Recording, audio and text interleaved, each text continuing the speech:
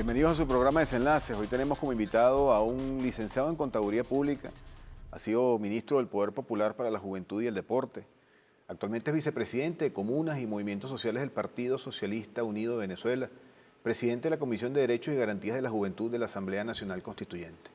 Si quiere interactuar con nuestro invitado, hágalo a través de la etiqueta Mervin Maldonado en Desenlaces, a través de las redes sociales, Desenlaces TV en Twitter y Desenlaces TV en Instagram. Bienvenido, Mervin, hermano. Gracias, Rodolfo. Amigo de la casa. Comencemos un poco hablando sobre algo que sin duda alguna todavía es noticia, ¿no? El pasado 30 de abril amanecimos con un nuevo intento de golpe de Estado.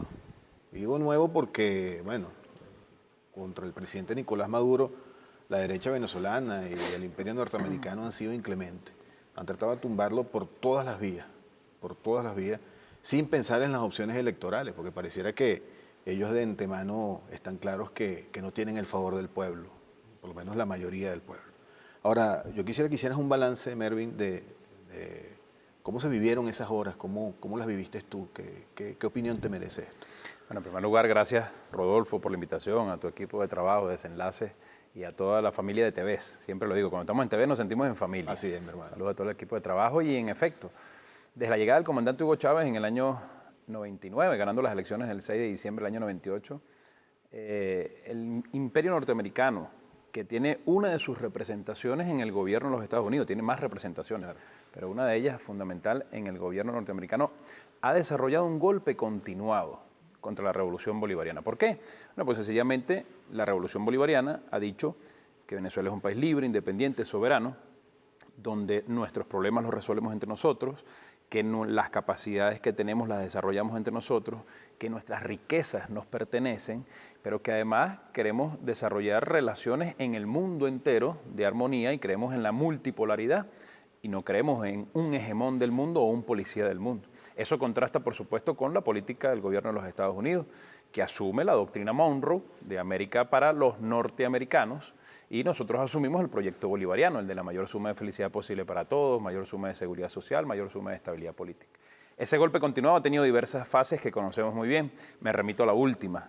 Durante este año 2019 ha comenzado el nuevo periodo constitucional presidencial, donde desde el pasado 20 de mayo, cuando por inmensa mayoría de los votantes, el presidente Nicolás Maduro Moro quedó electo con más del 68% de esos votos para el periodo 2019-2025. El gobierno de los Estados Unidos, encabezado en este caso por el presidente Donald Trump, ha venido desconociendo esa voluntad democrática del pueblo, ha venido desconociendo nuestra Constitución, nuestras instituciones, nuestras leyes, y ha tenido algunas personas de la dirigencia de un sector, hay que resaltarlo, de la oposición venezolana que se han prestado para su juego, para intentar derrotar y derrocar a el gobierno legítimamente electo del presidente Nicolás Maduro Moro. Esa fase del 2019 la vimos como el 5 de enero inició, luego con una serie de acciones de calle el 23 de enero, el 2 de febrero, el 4 de febrero, el 12, el 15, en fin, una serie de fechas donde han venido con una convocatoria a la violencia, a la calle, por parte de estos sectores que dirige el señor diputado Juan Guaidó, con grupúsculos de dirigentes del sector de la oposición y que, como lo ha mismo mencionado ellos, que tienen todas las opciones sobre la mesa, de violencia, de ataque eléctrico, de ataque a los servicios, de guerra económica. Hay que resaltar justamente que son los responsables de la guerra económica y, por supuesto, en este caso particular, el pasado 30 de abril, apenas tenemos una semana y unos días de lo que acaba de ocurrir, bueno, comprando algún minúsculo grupo de militares y funcionarios del SEBIN, debo resaltar, minúsculo grupo, porque la inmensa mayoría, por no decir casi la totalidad, de la Fuerza Armada Nacional Bolivariana, de los organismos de seguridad, bueno, se mantienen firmes, leales a la patria, a la Constitución, a las leyes, a su comandante en jefe, presidente Nicolás Maduro, y optaron por esta vía del nuevo intento de golpe, apostándose en un puente, un elevado de la ciudad capital, con armas de guerra, importante resaltarlo, violando las leyes de la República, llamando a acciones de calle sin encontrar asidero en el pueblo. Y digo esto porque todo el territorio nacional se encontró en calma, excepto el elevado, ese distribuidor allí en Altamira, con una manipulación mediática, intentar parecer que habían tomado una base militar como es la base aérea de La Carlota, Francisco de Miranda, demostrando su falsedad. A esto, bueno, hubo una respuesta inmediata del pueblo venezolano. En las primeras horas, 6 de la mañana, recibo en lo particular una llamada donde me entero de la situación e inmediatamente, bueno, dijimos, nos vamos para Miraflores. Claro. Y fue la respuesta del pueblo. Claro. El pueblo se fue para Miraflores como respuesta popular para derrotar este nuevo intento de golpe de Estado. La Fuerza Armada Nacional Bolivariana, encabezada por su comandante jefe, que es nuestro presidente Nicolás Maduro, el ministro de la Defensa, Padrino López, el comandante estratégico operacional, los comandantes de cada uno de los componentes de la milicia, los jefes de las redes, de la SODI, de cada uno de las unidades militares, bueno, dieron un mensaje muy claro a Venezuela y al mundo. Venezuela no es el patio trasero de nadie. Venezuela no es un país donde puede pretender cualquiera venir a desconocer a la voluntad de la gente. Venezuela es un país que respeta su constitución, que respeta sus normas, que respeta lo que ha dicho el pueblo venezolano y que rechaza categóricamente todas estas acciones violentas. Nuevamente salen derrotados estos sectores, nuevamente el pueblo sale victorioso y por eso quiero reconocer a esos dos grandes actores ese día. Así es. El pueblo y la Fuerza Armada Nacional Bolivariana. Una victoria contundente, moralizante. Una victoria que demuestra una vez más que está equivocado el imperio norteamericano, que está equivocado el gobierno de los Estados Unidos, su presidente Donald Trump, que están equivocados estos señores, los que aparecieron allí. Es público, notorio y comunicacional los diputados que aparecieron en esas acciones, los dirigentes políticos que tienen que apegarse a la ley ahora. Aquí nosotros no estamos en un estado forajido, aquí hay un estado de derecho. Ya se están tomando medidas. Y de justicia, para eso. por supuesto. Ya se están tomando acciones legales en el marco de la Constitución y las leyes para que se haga justicia. Correcto. El pueblo no puede permitir, el Estado no puede permitir, bueno, que cualquiera intente robarse un armamento. Algunos jocosamente hablaban de que también se robaron unos cambures y lo pusieron encima de ese armamento. Y que no ocurra nada, que llamen a la violencia, que llamen a masacrar a las personas. ¿Qué hubiese pasado? Es una buena pregunta. Si eso hubiese ocurrido en Estados Unidos, que hubiese un grupo de militares con un grupo de diputados o senadores allá, con armas de guerra, convocando a la gente a ir a la Casa Blanca, ¿qué hubiese pasado allí? ¿Cuál hubiese sido el trato? No hubiesen ni existido en este momento. ¿Qué hubiese pasado si eso lo hubiesen hecho en Colombia, en Brasil, en Argentina? Los hubiesen dado de baja, como se dice en términos militares. Claro. Bueno, fue la demostración justamente de altura política, de respeto a los derechos humanos, pero también de mucha firmeza en cuanto a mantener la Constitución firme y nuestras leyes, y se hizo el trabajo adecuado en cuanto a el manejo de esa situación. El presidente Nicolás Maduro nuevamente demostrando su altura política, sus dotes de estadista, de hombre de Estado y, bueno, de líder social, además. Había una comparación que se generaba en que, bueno, si estos señores hubiesen hecho eso en cualquier otro país, ya no estuvieran contándolo. Bueno, Venezuela da una demostración más de un manejo adecuado de cada una de las situaciones y por eso también queremos reconocer al presidente Nicolás Maduro por ese talante democrático que ha tenido. Ahora, es muy cierto lo que dices, pero también hay que analizar la respuesta no tan solo del pueblo revolucionario que salió masivamente a defender al presidente, la revolución, el Palacio de Miraflores, sino que el diputado Guaidó había llamado el 1 de mayo una marcha que iba a ser la más grande de la historia y fíjate que fue un fracaso la convocatoria. Entonces yo creo que no tan solo le pasa factura al pueblo revolucionario, sino que las mismas personas que en un juego democrático es normal que algunos estemos a favor de la revolución y otros no lo estén, porque esa es la democracia, esa gente que no está de acuerdo con el presidente, que no está de acuerdo con las políticas revolucionarias, que son opositores, pero tampoco están de acuerdo con Juan Guaidó.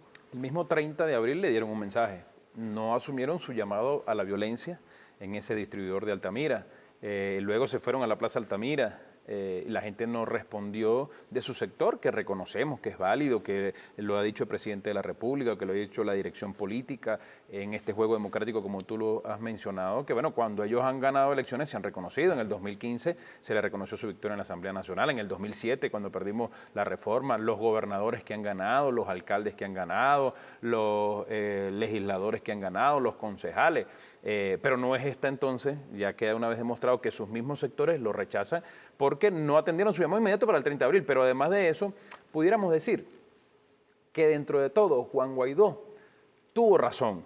¿Por qué tuvo razón? Porque dijo que el miércoles 1 de mayo iba a existir la marcha más grande de toda la historia, y es verdad. Ocurrió la marcha más grande de toda la historia de la Revolución Bolivariana.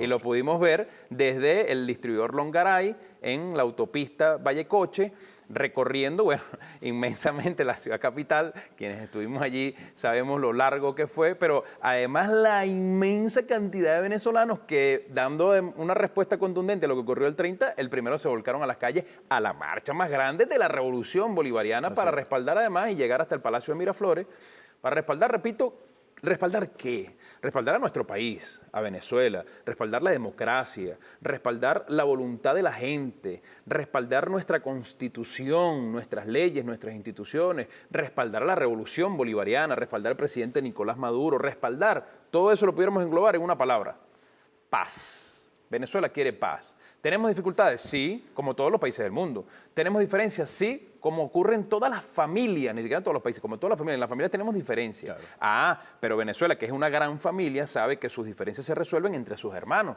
que podemos tener un punto de vista, otro punto de vista, un método, etcétera, pero no es a través de la violencia. Cuando una familia tiene una dificultad, para superar esa dificultad no se cae a golpes entre sí. Claro. Lo que hace es unirse, abrazarse y, bueno, contribuyamos. Tenemos alguna diferencia, está bien, pero tenemos un objetivo en común. Aquí tenemos, por ejemplo, una guerra económica que, bueno, a todas luces, palpable, donde se ha atacado para que la gente no pueda comer, para que la gente no pueda tener medicinas, para que el sueldo sea torpedeado, los salarios, el ingreso, el poder adquisitivo, para el desarrollo industrial, etcétera, etcétera. Entonces, ante esa dificultad, podemos contrastar. Por un lado, el presidente de la República ha convocado un gran diálogo nacional, permanente, no solo con la dirigencia, sino fundamentalmente con el pueblo. ¿Qué ha hecho la oposición?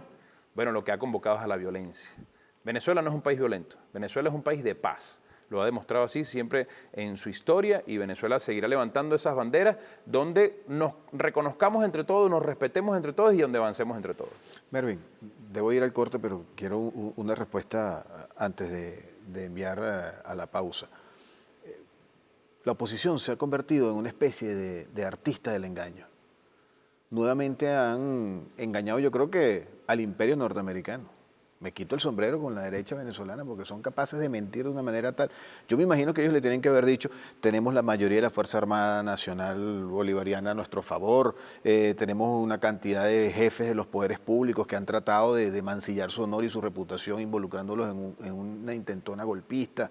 Y yo me imagino que los Estados Unidos, creyendo otra vez en esas locuras, pues auparon y oxigenaron de alguna manera las acciones que vimos el 30 de abril, sin darse cuenta que cuando ellos hablan de que tienen todas las opciones sobre la mesa, pareciera que la opción electoral es la única que no está sobre la mesa. Y no se dan cuenta también que los logros, entre comillas logros que tienen, el poder electoral, los gobernadores, los concejales, las autoridades que tienen en este momento, la han conquistado por la vía electoral, no por la violencia. Ellos no llegaron apuntando a la gente con un fusil para tomar la Asamblea Nacional, la ganaron con los votos. Así es. Y no se dan cuenta que esa opción que debería estar sobre la mesa es la única que no está. Un comentario breve para irnos al corte. Bueno, sobre eso le han mentido al imperio norteamericano y le han mentido a su gente. Dijeron que el 5 de enero iban ellos a acabar con la revolución bolivariana, luego que el 10, luego que el 11, luego que el 23, luego que el 2 de febrero, que el 4, que el 12, que el 15, que el 23 de febrero, recordemos la batalla de los puentes, con una falsa ayuda humanitaria que no era ni ayuda ni era humanitaria, sino era una farsa y era sanitaria además. Luego que en marzo dieron un golpe eléctrico, ahí está demostrado, y eso se sigue trabajando. Han venido con una farsa con la Fuerza Armada Nacional Bolivariana. En fin, la historia, bueno, los condenará, ya los está condenando, y las leyes venezolanas tienen que aplicarse con toda la firmeza del caso. Acá en nuestro país nosotros convocamos como muy bien tú lo mencionaste, para que las diferencias se diriman dialogando, para que en los procesos correspondientes, en los lapsos correspondientes electorales, sean los espacios para que se diriman los proyectos políticos, no a través de la violencia. Así es. Al regreso del corte, te propongo que hablemos sobre las jornadas que convocó el presidente de diálogo. Te vimos muy activo el fin de semana pasado. Quisiera unos comentarios al regreso del corte. Mervin Maldonado en Desenlaces a través de las redes sociales, Desenlaces TV en Twitter y Desenlaces TV en Instagram. Ya venimos.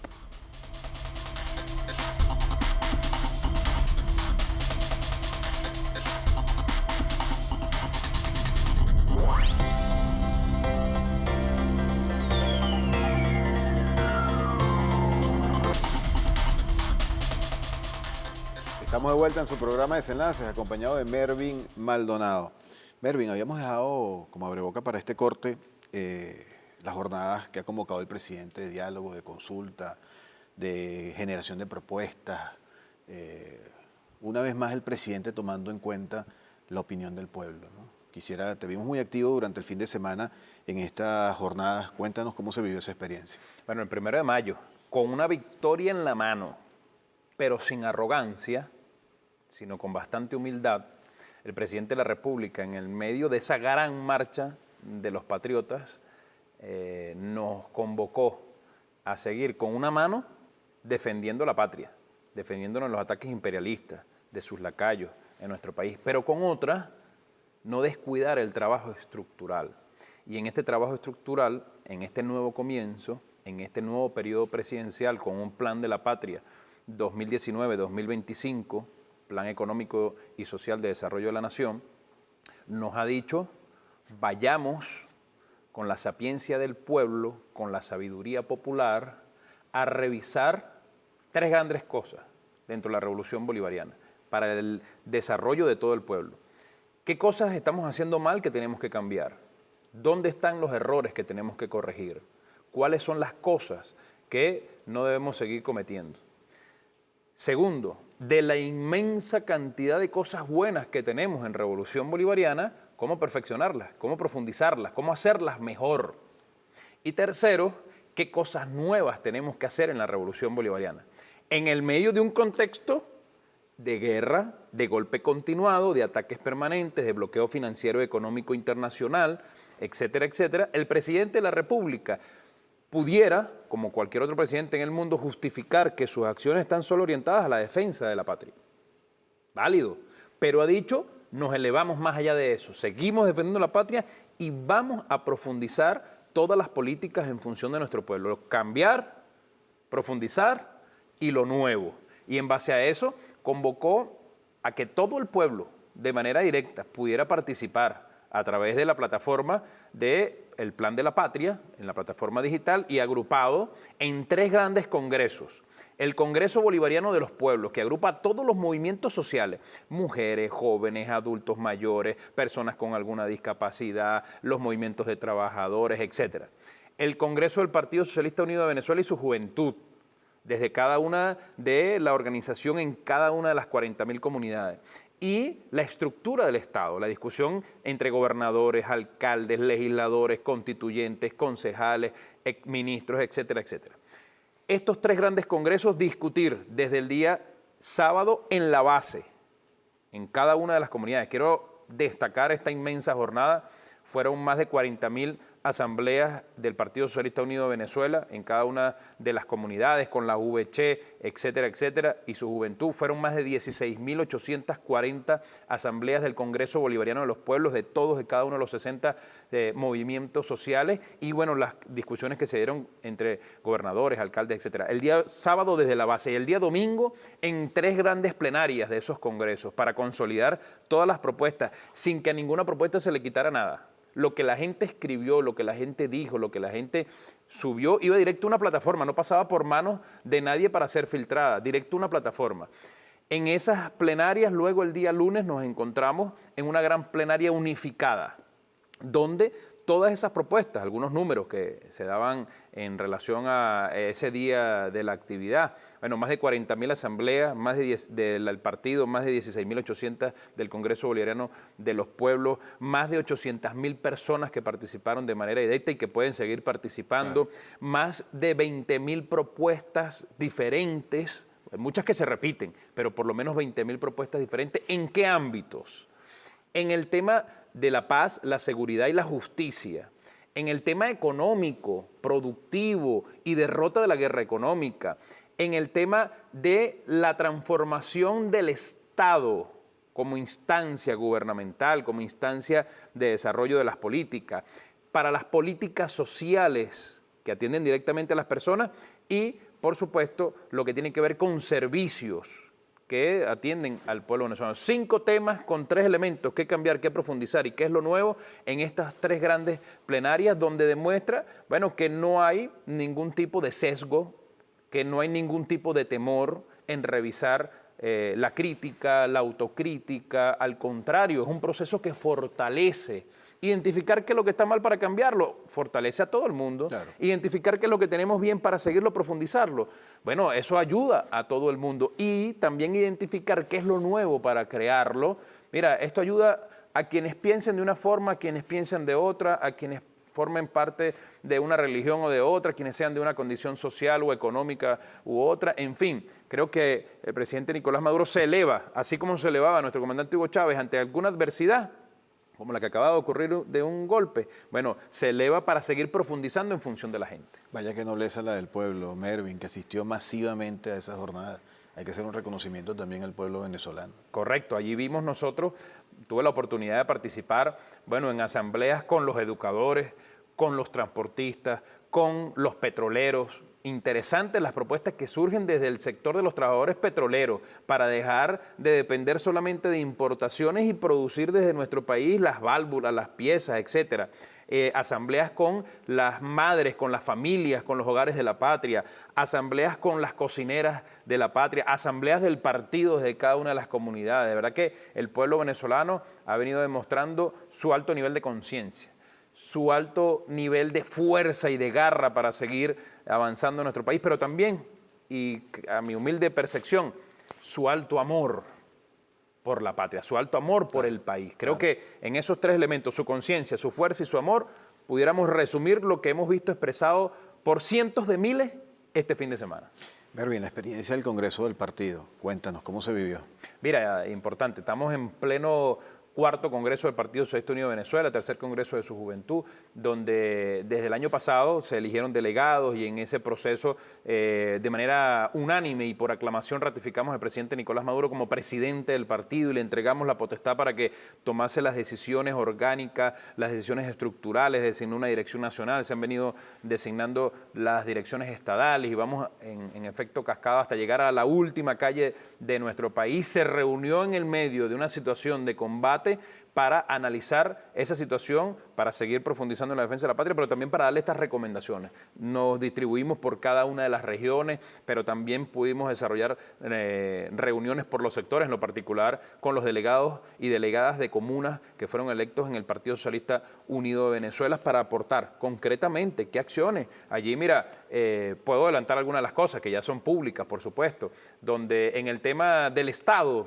de las principales cosas que señalamos, bueno, algunos sectores, no podemos generalizar, pero sectores donde aún existe corrupción, ineficiencia, burocratismo, indolencia.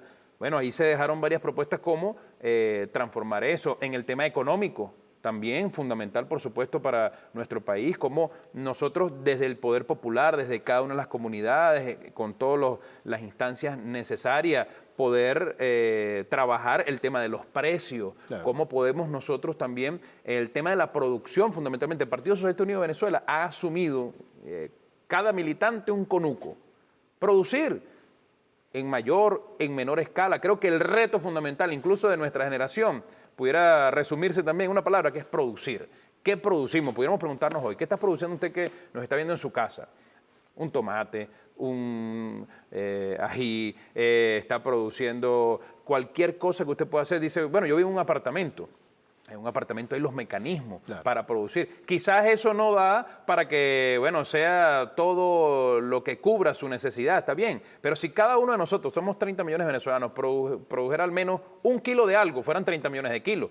30 millones de kilos sirven para algo, ¿verdad? Claro. Entonces, bueno, ese reto se ha venido asumiendo. Creo que en estas jornadas del Congreso del Partido Socialista Unido de Venezuela ha permitido el presidente de la República, que es presidente del partido, nos ha convocado a esta producción. El primer vicepresidente del partido, Diosdado Cabello, ha venido con una dinámica de los viernes de organización, adiestramiento y producción para seguir incentivando. Había gente que decía, por ejemplo, que no se podía producir arroz en Yaracuy. Y el gobernador de Yaracuy demostró que en Yaritagua, estuvimos allá en una siembra de arroz, bueno, con unos compañeros vietnamitas, algunos chinos que también estaban asesorando, populares además, que vivían aquí en Venezuela y quisieron ponerse a la orden para ello, demostrando que todos podemos aportar. Creo que sin duda alguna una gran instancia que nos va a permitir dar un salto cualitativo. Así es. Mervin, debo hacer una pausa. Y al regreso, quiero que hablemos de 2 responsabilidades importantes. Estás en la dirección nacional del partido, te toca llevar una vicepresidencia allí, presides una comisión de la Asamblea Nacional Constituyente. Quisiéramos que habláramos de esa labor al regreso del corte. Mervin Maldonado en Desenlaces, la etiqueta por la que puede interactuar a través de las redes sociales, Desenlaces TV en Twitter y Desenlaces TV en Instagram con nuestro invitado. No se partan que ya venimos.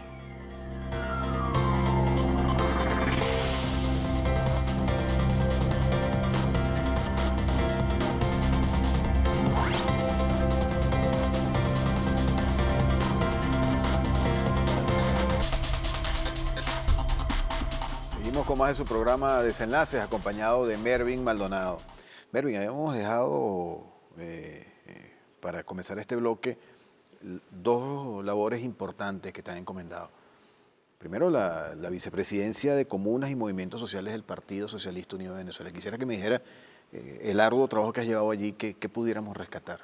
Bueno, en primer lugar, que fue producto del Congreso del Partido Socialista Unido de Venezuela en octubre del año pasado, de ese gran debate que vino desde la base, crear una nueva vicepresidencia en toda nuestra estructura, desde lo nacional hasta lo territorial, para las comunas y los movimientos sociales. El Partido Socialista Unido de Venezuela, luego de 12 años madurando, bueno, todas las estructuras, vio esta necesidad, el presidente de la República la aprueba, crea una vicepresidencia especial para atender este tema tan importante en el desarrollo de nuestro país, proyecto planteado por nuestro comandante Hugo Chávez, justamente el desarrollo desde lo local, desde lo territorial, en el Consejo Comunal como figura organizativa, como núcleo y en la comuna como célula fundamental para el desarrollo de las políticas, para que no seamos, como dijo Bolívar, luego de la pérdida de la Primera y la Segunda República, que éramos justamente repúblicas aéreas, es decir, que no hayan políticas aéreas, sino que sean políticas territorializadas. Y en función a eso, desde ese momento, hemos venido en un despliegue en el país, convocando a todas las fuerzas políticas que atienden a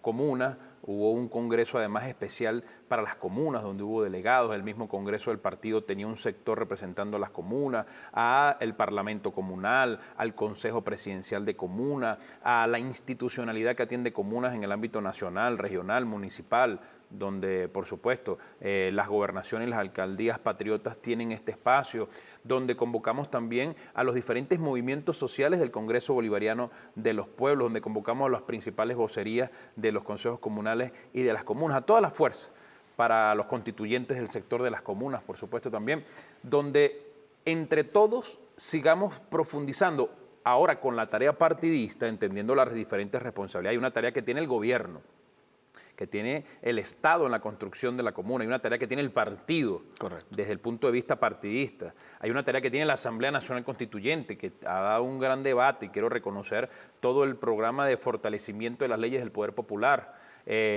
toda la política que se desarrolla desde el gobierno, y la tarea entonces concreta que tiene nuestro partido como ente de captación, de organización, de formación, de movilización y también de producción, pues de cada una de estas instancias, donde ya con los diferentes equipos políticos estadales nos hemos reunido, los responsables de comunas y movimientos sociales, con los delegados del Partido Socialista Unido de Venezuela en el ámbito de las comunas, en conjunto y en trabajo articulado con el Ministerio del Poder Popular para las Comunas, la Vicepresidencia del Área Social y Territorial, los compañeros de la Comisión Constituyente para el Área de las Comunas, seguir profundizando en esto que han tratado de satanizar los sectores de derecha, así como en algún momento trataron de satanizar las diferentes figuras organizativas que se han venido creando en la Revolución Bolivariana.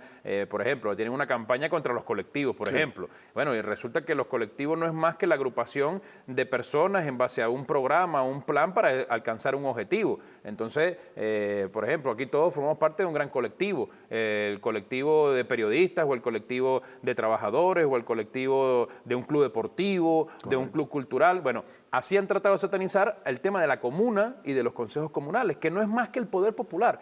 Es no solo quedarnos en la instancia nacional de gobierno, en las gobernaciones en lo regional, en las alcaldías en lo municipales, sino que la gente tenga poder, que la gente en su comunidad pueda definir cuáles son sus prioridades, cuáles son sus debilidades, cuáles son sus fortalezas, cuáles son los proyectos necesarios a desarrollar, que la gente pueda tener capacidad de administrar lo propio, de trabajar lo propio, donde ahí está convocado todo el mundo, no es para un partido político u otro nada más, o para quien tenga un carné o no, no, ahí lo vemos. Es justamente a través de esas instancias donde, por ejemplo, se aterrizan las principales políticas, la distribución de las cajas CLAP, por ejemplo, pero que te falta todavía, y una de las cosas del diálogo que acabamos de hacer, la P de producción. Bueno, cómo produce cada una de estas instancias. Como antes Chávez decía, que comuna que no sea productiva no es comuna, porque bueno, no es simplemente para solicitar recursos o para apoyarse del Estado ya existente, es para transformarlo, para generar unas nuevas condiciones y unas nuevas relaciones políticas, económicas, sociales, culturales desde el territorio. Es la apropiación del territorio de la gente, no es que van a venir extraterrestres, claro, no es que va a venir gente de otro lado. Bueno, si cada comunidad tiene sus necesidades, sus prioridades, sus problemas, sus proyectos, bueno, se va a concentrar en su territorio. Y creo que el partido ha dado un gran salto cualitativo, un gran salto importante, y ahora vamos a todas las instancias, en cada una de la RAS, en cada una de las VC, en cada una de las comunidades, y por eso la convocatoria a toda nuestra militancia. No sé si piensas igual, pero el Partido Socialista Unido de Venezuela pareciera que cada vez asume un rol más protagónico dentro del ejercicio de las políticas públicas. Han surgido una cantidad de ideas que se han implementado, se han puesto en práctica. Se le ha dado cabida también en la estructura del partido a gente que viene luchando durante años, durante décadas en algunos casos, que creo que también es importante. Yo no me imagino en este momento la situación país con un ataque incesante, intentos de golpe de Estado por parte de la derecha, por parte del imperio norteamericano, si no existiera un brazo como el Partido Socialista Unido de Venezuela. Lo dijo nuestro comandante Chávez, lo ratifica nuestro presidente Nicolás Maduro. El pueblo como centro, ¿verdad?, con dos grandes brazos. El gobierno por un lado, el gobierno bolivariano revolucionario, y por otro lado el partido. No hay revolución sin partido revolucionario. El partido en sí no es un fin, es una herramienta para la construcción de alcanzar un objetivo, por supuesto, en este caso, construir y fortalecer nuestra patria con un proyecto bolivariano, repito, que tenga la mayor suma de felicidad posible para todos. No es un hecho aislado, es un hecho que está en el mismo hilo histórico, un partido que tiene principios, que tiene sus estatutos, que tiene su programa de acción, que tiene su estructura y que tiene sus liderazgos, elementos básicos de un partido político, y en este caso un partido conectado con las realidades nacionales, no es un partido aéreo.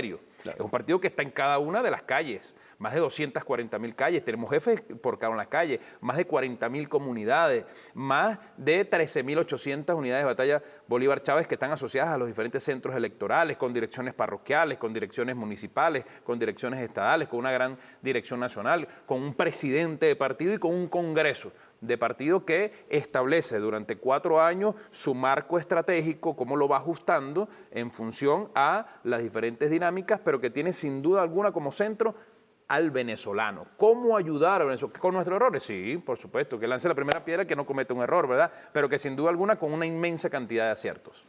Decía que no me imagino una situación, un país actual sin el Partido Socialista Unido de Venezuela, pero tampoco me lo imagino sin la Asamblea Nacional Constituyente. Y tienes una segunda tarea, la presidencia de la Comisión de Juventud.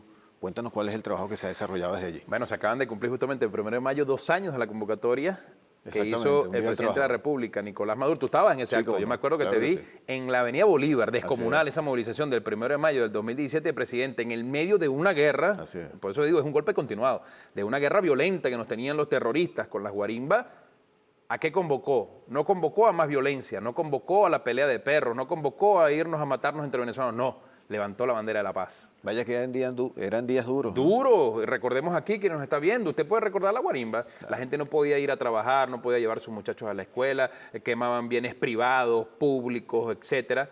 y el presidente levantó la bandera de la paz. Cuando la gente pensaba que iba a tomar alguna otra decisión, el presidente convocó, así como el comandante Chávez, aquel 13 de abril, que sacó el Cristo y convocó al diálogo. Bueno, el presidente Nicolás Maduro levantó la bandera de la paz aquel 1 de mayo del 2017 y convocó a la Asamblea Nacional Constituyente para la paz. Y sin duda alguna, el 30 de julio, luego de esas elecciones, el 31 en la mañana, amanecimos en paz. Ha sido un escudo protector la Asamblea Nacional Constituyente para la paz. La paz, para quien quizás lo vea así como algo etéreo, no es nada más y menos que la salud de la República. Sin salud usted no puede estudiar, no puede trabajar, no puede desarrollar sus capacidades productivas, etc. Bueno, esa salud la ha garantizado la Asamblea Nacional Constituyente con su padre convocante, que es el presidente Nicolás Maduro, con su presidente de Asamblea Nacional, que es el compatriota Diosdado Cabello, su junta directiva, las diferentes comisiones, y en esas comisiones está una comisión de la juventud. El presidente Nicolás Maduro ha asumido ese rol protagónico que tenemos los jóvenes en nuestro país, no solo por el bono demográfico, por lo cuantitativo, sino por lo cualitativo. Es esta generación la que ha tenido oportunidad de educación pública gratuita, de calidad, con herramientas, libros, tecnología, pero también protagonismo y participación. No es nada más en el discurso, es en la acción. Veamos allí en el alto gobierno, en los gobernadores, en los alcaldes, en cada una de las comunas, en las comunidades, en los diferentes movimientos sociales, la participación de la juventud, y por eso, en esta instancia, la Asamblea Nacional Constituyente, como está establecido en su artículo 347, en sus 3 grandes competencias, la creación de una nueva constitución, está el desarrollo, el debate permanente de un capítulo especial para la juventud, pero también en sus otras competencias, como es un nuevo ordenamiento jurídico, el presidente acaba de enviar a la Asamblea Nacional Constituyente un proyecto de ley constitucional en relación al primer trabajo productivo de la juventud, en la gran misión Chamba Juvenil. Es decir, para que esa política no dependa de una autoridad de turno, sino que tenga un asidero jurídico fuerte, que garantice que la juventud venezolana, luego de su prosecución académica, vaya a ingresar al desarrollo productivo con sus capacidades. Una Asamblea Nacional Constituyente con una comisión de juventud que además está estructurada con comités constituyentes juveniles por cada uno de los estados. Es decir, no se queda nada más en la vocería en una plenaria o en la reunión de una comisión, sino que en el territorio escuchamos qué quiere el joven y de allí surgen propuestas para esta ley, por ejemplo, en lo particular, qué dice el joven, qué proyecto tiene, cómo ayudamos, tantas cosas que hemos hecho y tantas cosas que nos quedan por hacer. Mervin, última pausa.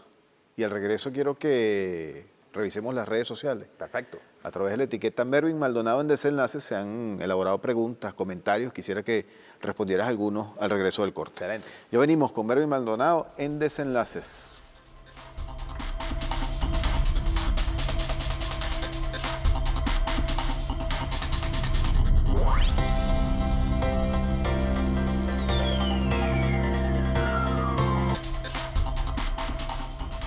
Hemos llegado a la parte final de su programa Desenlaces, acompañados de Mervin Maldonado. Mervin, a través de la etiqueta Mervin Maldonado en Desenlaces, hemos recibido algunas preguntas que te quiero formular acá. Vamos a seleccionar la primera.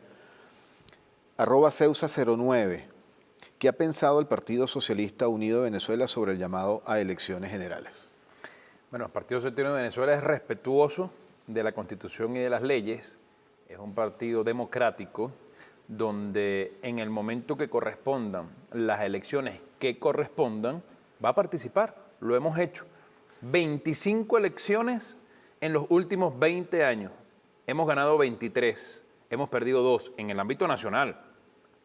Podemos revisar las gobernaciones, pero en el ámbito nacional hemos perdido solo 2 elecciones y la hemos reconocido, así como hemos reconocido cuando se ha perdido una gobernación, una alcaldía, claro, etcétera, etcétera. Cuando corresponde, el partido va a ir a ese proceso. Las elecciones que corresponden, más cercanas son de la Asamblea Nacional. Correcto. 2020 ya se cumple su periodo, pero además es el único poder que no se ha legitimado luego de la convocatoria de la Asamblea Nacional Constituyente. Todos los demás se han legitimado. Así es. Bueno, el pueblo sacará sus conclusiones. Así es.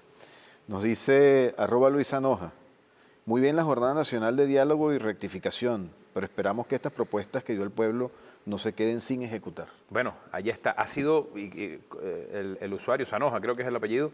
@Luis Anoja. Luis Anoja ha dado en el clavo. Ha sido la petición que ha hecho el presidente Nicolás Maduro, que no se quede en un diálogo estéril, sino que sea fértil, que llegue a puerto seguro. Y el primer garante de eso es el presidente de la República. Por eso digo, estas críticas, estos aportes, estos proyectos que han surgido de este gran diálogo nacional fortalecen al país, no solo la revolución bolivariana, fortalece toda la patria para que donde tengamos que corregir lo hagamos. No tenemos plurito para ello. El comandante Chávez y el presidente Nicolás Maduro han sido los primeros críticos de su gobierno, pero también han sido los primeros que han impulsado las políticas contundentes. Por ejemplo, ¿quién puede negar el logro de la gran misión Vivienda Venezuela? Claro. 2.600.000 viviendas y contando.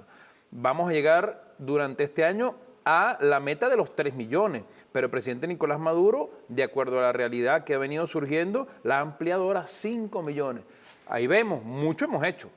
Mucho nos queda por hacer, sin duda alguna, como dice Luis Anoja, lo que ha dicho el pueblo se va a cumplir. Y esas propuestas que se han generado en estos días, en esta jornada, en el seno del partido, del Congreso, el Congreso de los Pueblos, no son propuestas excluyentes. No vale, son para la gente además. Correcto. Allí, por ejemplo, quien pueda decir, mira, de los 32.000 CLAC que existen en nuestro país, bueno, hay muchos que están funcionando a la perfección, otros que no, otros donde a veces le sacan un producto a la caja. El presidente hace un esfuerzo gigantesco por, bueno, obtener el recurso, por la compra, para que se ensamble la caja, le llegue a la gente y quizás alguien en el camino, bueno, le saca un producto, eso afecta a una persona. Bueno, ¿cómo lo corregimos entre todos? Como también debo resaltar que muchas de esas instancias ya han aplicado la P de producción.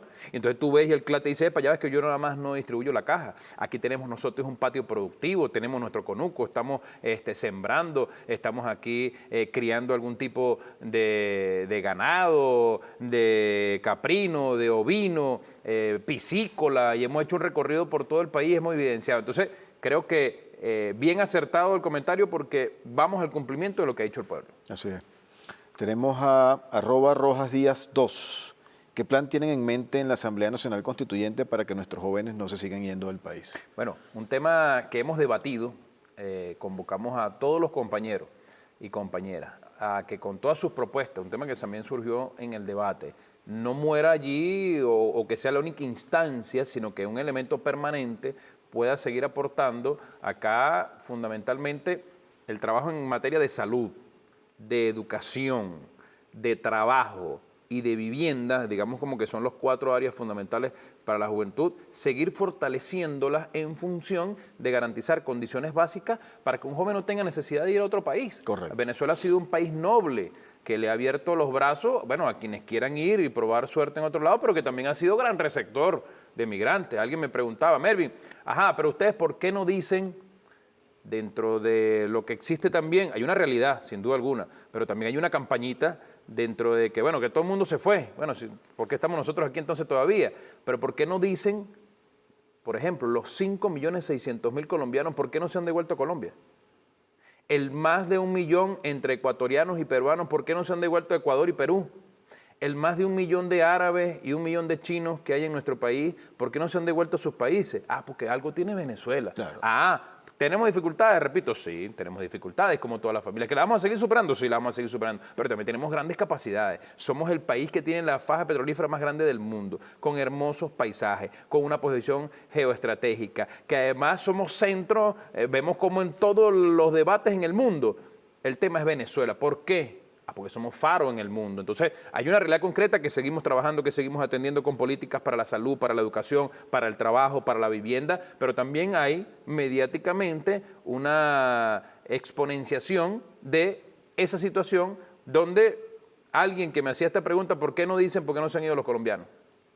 Bueno, porque en Venezuela, con sus dificultades, sigue una política de protección a la gente, pero seguiremos trabajando en ello, sin duda alguna. Pero no podemos criticar a aquella persona, indiferentemente de la edad, que decida labrarse, abrirse su camino en otras latitudes. Correcto. Eso es perfectamente válido. Correcto. Además, el que usted vaya a formarse en otro país, vaya a llevar los conocimientos que tiene, eso no es criticable en lo absoluto.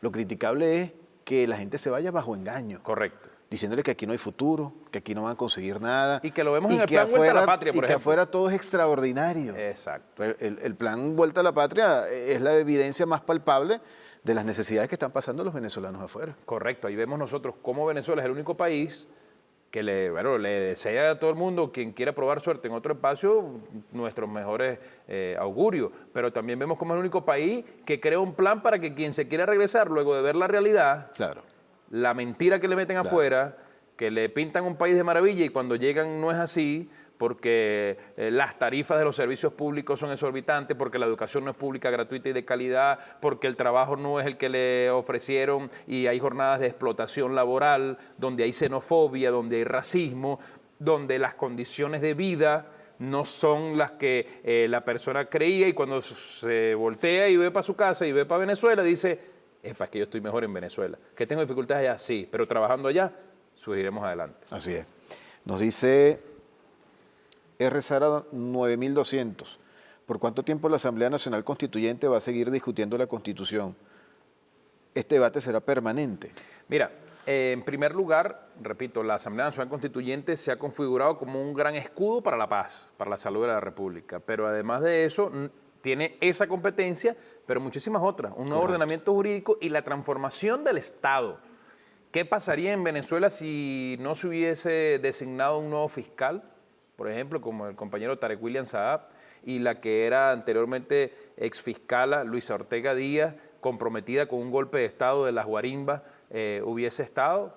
Estaríamos quizás en alguna guerra civil. Entonces, sin duda alguna, hay muchísimo camino todavía para desarrollar de la Asamblea Nacional Constituyente, y hay el compromiso de todos esos 545 voceros y voceras que fueron electos por los territorios y por los sectores para seguir avanzando. En el tema profundo de la Constitución, tenemos una hermosa Constitución del 99 y vamos a embellecerla, pero también como instancia ante la situación de desacato de la Asamblea Nacional, que no se ha colocado en acato. Hay un poder en el país, que es el Poder Legislativo Nacional, que está en situación de desacato.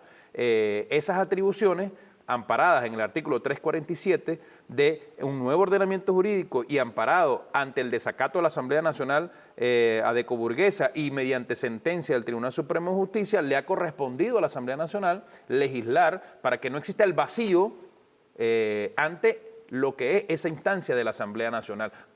Por eso la Asamblea Nacional Constituyente sigue además desplegada para seguir atendiendo las necesidades de la gente. Desde esa instancia hemos podido nosotros también ser escudo protector internacional. Allí vemos cuántos ataques ha recibido nuestro país y los ha, protegido justamente la Constituyente.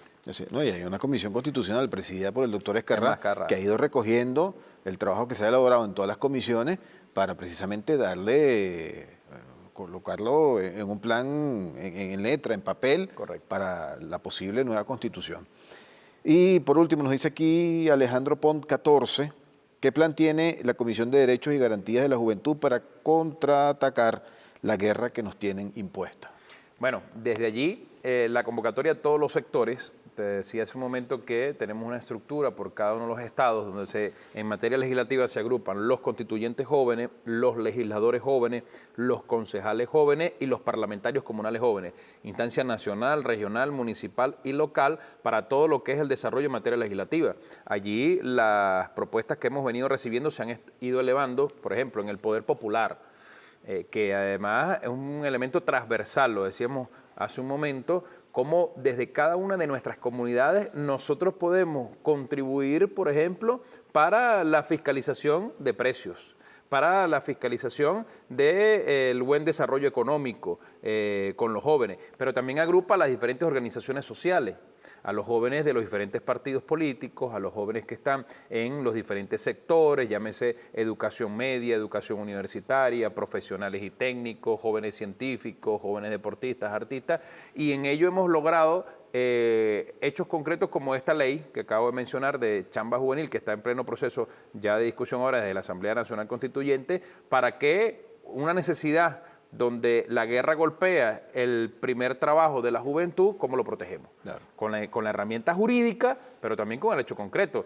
Ya son más de 1.500.000 jóvenes incorporados a esta gran política de la gran misión Chamba Juvenil, pero la meta que ha dicho el presidente Nicolás Maduro es llegar a 2 millones, pero no solo eso. El presidente anunció el 14 de enero, cuando estuvo en la Asamblea Nacional Constituyente, en su mensaje anual, llegar a 300.000 hectáreas productivas para la juventud venezolana. ¿Eso qué quiere decir? Bueno, que hay un presidente comprometido con la juventud venezolana, que cuenta con una herramienta, en este caso particular es la Asamblea Nacional Constituyente, para generar las condiciones jurídicas, legales para ello, y que cuenta con brazos, el brazo del partido, el brazo del gobierno, el brazo del poder popular, para materializarlo. Así es.